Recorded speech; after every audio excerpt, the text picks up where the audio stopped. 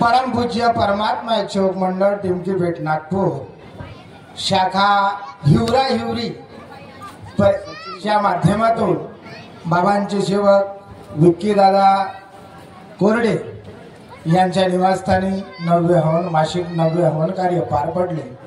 त्या निमित्ताने एका भगवंताची चर्चा बैठक सुरुवात आहे। या बैठकीमध्ये सृष्टी निर्माते शक्तिशाली भगवान बाबा हनुमानजी उपस्थित आहेत। भगवंताला माझा प्रणाम। आपल्या संस्थेचे संस्थापक ज्ञान पररस मररस योगी महान त्यागी बाबा जुमदेवजी उपस्थित आहेत। बाबाला माझा प्रणाम। बाबाला भगवत कार्यासाठी वेळोवेळी सहकार्य करणाऱ्या आपल्या सगळ्या मातोश्री वाराणसी आई उपस्थित आहेत। आईला माझा प्रणाम। उपस्थित मार्गदर्शक कार्यकर्ता आणि पेंडालमध्ये उपस्थित सेवक सेविका बाबाच्या परिवारातील बालसेवक सगळ्यांना माझा आदरपूर्वक नमस्कार। आणि येलोरे साहेबांनी सांगितलं अनुभवातून मार्गदर्शन करायला वेळ भरपूर झालेला आहे। आतापर्यंत खूप सुंदर सुंदर मार्गदर्शन झालेले आहे। तरी पण तुमच्या समोर एखादा छोटासा अनुभव मी वेळेचं भान ठेवून सादर करतो। बाबा उठ माझी आहे शब्द तुम्ही पुरवा आणि शब्दाची रचना करा अशी सद्बुद्धी मला प्रदान करा। महान त्यागी बाबा जुमदेवजींनी अहोरात्र परिश्रम करून एक संन्यासाच्या विधीला पूर्ण करून ही दैविक शक्ती निष्काम भावनेने दुःखी कष्टी महारोग टीबी कॅन्सर व्यसन आणि जाणत्यांचा प्रभाव आतापर्यंत खूप सुंदर सुंदर मार्गदर्शन झाले। कारण की या परिवाराचा जाणत्याचाच काम आहे। आणि हा जो परिवार जिथं आपण भगवत कार्य करतो जो शासनाकडून जमला नाही तो बाबाकडून जमला। शासनानं कधी दारूबंदी केली नाही पण बाबाच्या मार्गात लाखोच्या संख्येने करोडोच्या संख्येने सेवक झाले आहेत। लाखोच्या संख्येने नाही। सगळे सेवक जर आपण एकत्र केलं तो करोडो सेवक होतील। तर करोडो परिवाराची दारूबंदी झाली। तर त्याच्यातून मगाशी गुरुजींचा अनुभव आला। त्या गुरुजी दारू पिऊन पडत होते उठत होते। तर सगळ्यांची स्थिती तशी होती। या व्यासपीठावर जेवढेही मान्यवर बसलेले आहेत तर सगळे काही ना काही व्याधीतून त्रस्त झालेले तेव्हाच्या मार्गाला जुळले। मी जेव्हा मार्गाला जुळलो तेव्हा मला हलकं हलकं दारूचं व्यसन परिवारात नव्हतं परंतु काही ना काही राहतेच तेव्हा माणूस जुळते।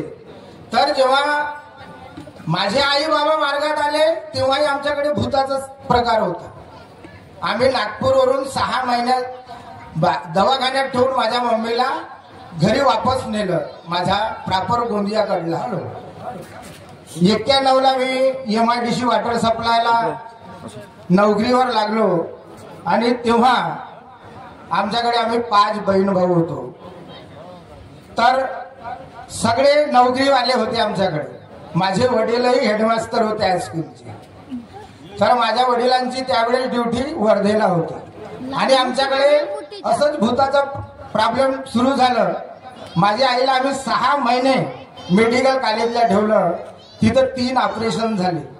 3 ऑपरेशन झाल्याच्या नंतर ते डॉक्टर म्हणायचे म्हणे हे म्हातारी मरणार आहे। माझे बाबा वारकरी संप्रदायाला मानणारे होते। मलाही हरिपाठ वगैरे 5 प्रकारच्या आरत्या येत होत्या त्यावेळी।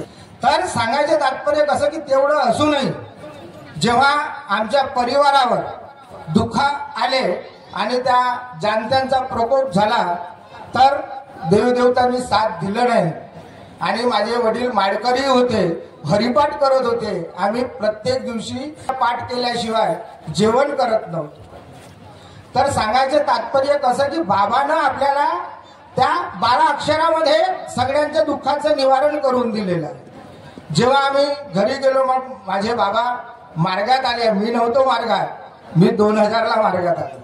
तर माझे बाबा मार्गात आले तर जे 6 महिन्याची माझी मम्मी बेडवर होती, कधी काही काम करत नव्हती आणि मार्गदर्शक त्यांच्याकडून शब्द घेऊन माझे पप्पा घरी गेले आणि माझी मम्मी 6 महिन्याची बेडवरून ज्यांच्या पोटात 1-2 महिन्यापासून अन्न नव्हता ते झाडू मारताना दिसली।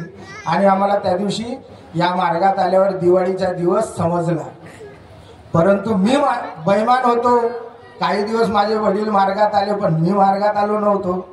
कारण की मी तर नोकरी करतानाच मी ठेकेदारीचं काम सुरू केलं होतं.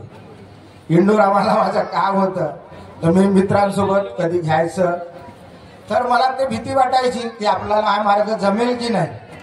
परंतु परमेश्वरानं मला या मार्गात आल्यावर सुख समाधानी दिली आणि तुमच्यासारखा हा एवढा मोठा परिवार दिला.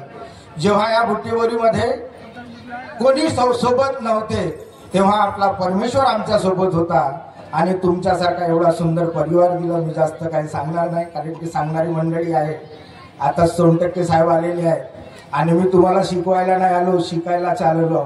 तर सोनटक्के साहेबांच्या मार्गदर्शनातून आम्हाला अजून बोध मिळणार आहे. तर एवढंच बोलतो आणि माझ्या शब्दाला इथंच थांबवतो आणि परमेश्वराच्या चरणी एवढीच विनंती करतो की बाबा, आमच्या या परिसरामध्ये आता जसे आम्ही तीन प्रकारचे सेवक, म्हणजे कुठं मंडळ, टिमकी आणि आनंदधाम, आम्ही सगळे मिळून मिसळून राहू, आधी राहत होतो. अशीच सद्बुद्धी आम्हाला द्या आणि जे एकता तोडणारे लोक आहेत त्यांना सद्बुद्धी प्रदान करा, एवढीच विनंती करतो आणि आपल्या शब्दाला विराम देतो. सगळ्यांना माझा आदरपूर्वक नमस्कार. धन्यवाद.